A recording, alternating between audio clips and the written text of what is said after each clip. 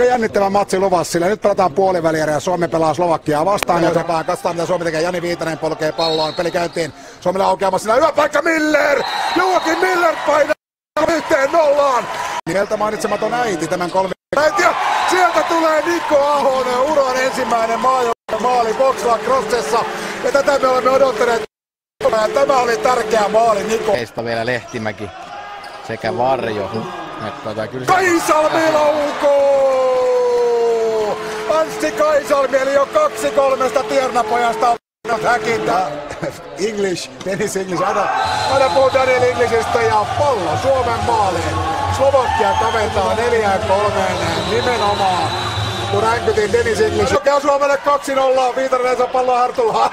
Laula lähtee taklaamaan ja nyt tulee Viitasen läpi ja jo Jani Viitanen iskee ja kaikki lähtee jostain Samulin varalla käytännössä laillisesta murhasta. Ja nyt kun syöttö löytäisi Mikko Varjolla ei ole maalia vielä tässä turnauksessa. Mikko Varjo tekee! Mä olla selostajana pelissä ja pääsee selostajana. En tiedä yhtään mitä kentällä tapahtuu. Kyllä, täällä on pari ammattilaista kehissä. Täällä on todella ammattimainen selostus, koska tänään kehissä Tinää jäähyä jäljellä. Sen jälkeen Slovakia. Oi, mikä niitti. Oi, mikä nyt lähtee sitten. Nyt menee kaikilla hermot siellä kentällä, kun se Veeri Koskinen hölkkää vaihtoon.